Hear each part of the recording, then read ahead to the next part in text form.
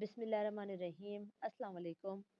आप देख रहे हैं टी अकेडमी और आज का हमारा टॉपिक है इंग्लिश ग्रामर का लेवल 1 है, जिसके अंदर मैं आपको बताऊंगी कि आप कौन से जो हमारे छोटे छोटे लफ्ज़ होते हैं और सबसे ज़्यादा कॉमन होते हैं जिसको हम सब्जेक्ट्स के लिए इस्तेमाल करते हैं, उन्हें आप उर्दू में क्या कहते हैं।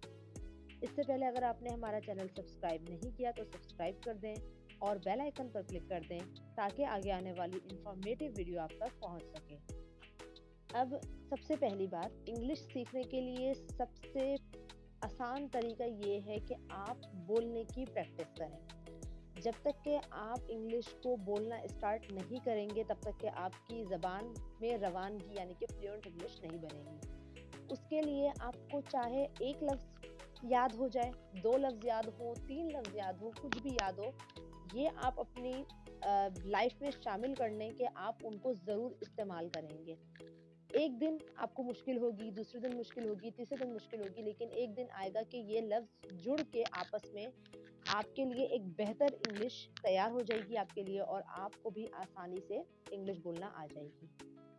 अभी जो मैं आपके लिए सबसे कॉमन वर्ड लेकर आई हूँ, सबसे बेसिक वर्ड है, वो है सब्जेक्ट्स।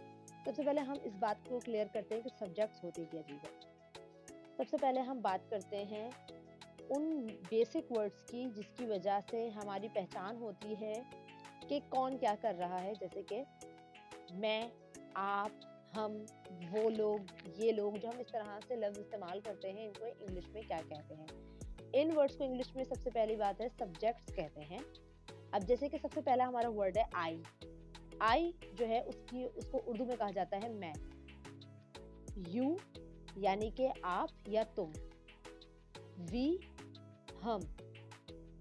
अच्छा, दीज जो वर्ड है वो इस्तेमाल होता है कि कोई आपके पास चीज़ मौजूद है और वो बहुत ज़्यादा तादाद में है, तो आप उसको इस्तेमाल करेंगे दीज। ये करीब की चीज़ है, आप इसको इजी ये नोट कर सकते हैं। दोज, दोज से मुराद हो कि वो चीज़ बहुत ज़्यादा तादाद में है और वो आपसे दूर मौजूद है, तो आप इसके लिए नोट करें वो दूर की चीज़ है। दे, दे इस्तेमाल होता है दोनों के लिए, ठीक है। अब है ही इस्तेमाल होता है ये या वो। अब ही इस्तेमाल होगा एक लड़के के लिए। अगर एक लड़का है तो हम कहेंगे ही, चाहे वो करीब हो चाहे वो दूर हो, हम इस्तेमाल करेंगे ही। इसके बाद है शी की भी यही बात है कि अगर कोई लड़की है वो दूर है या करीब है, लड़की है हम इसके लिए इस्तेमाल कर लेंगे शी। इसके बाद है दिस कहते हैं वो चीज़ जो एक है और हमारे पास मौजूद है, हमारे करीब मौजूद है, तो हम उसे इसके लिए इस्तेमाल करते हैं दिस। और जो चीज़ हमसे दूर मौजूद है तो उसके लिए इस्तेमाल होगा दैट। अब आप इसको इस तरह नोट करें, वो दूर की एक चीज़, ताकि आपको अगली बार याद करने में आसानी हो। इट दोनों के लिए इस्तेमाल होता है कि चाहे वो चीज़ दूर हो चाहे वो चीज़ करीब हो, आप उसको इट भी कह सकते हैं। उम्मीद है कि आपका छोटा सा जो ये कॉन्सेप्ट है सब्जेक्ट का, ये क्लियर हो गया होगा। इंशाल्लाह अब मैं आपको अगली वीडियो में हेल्पिंग वर्ब बताऊंगी।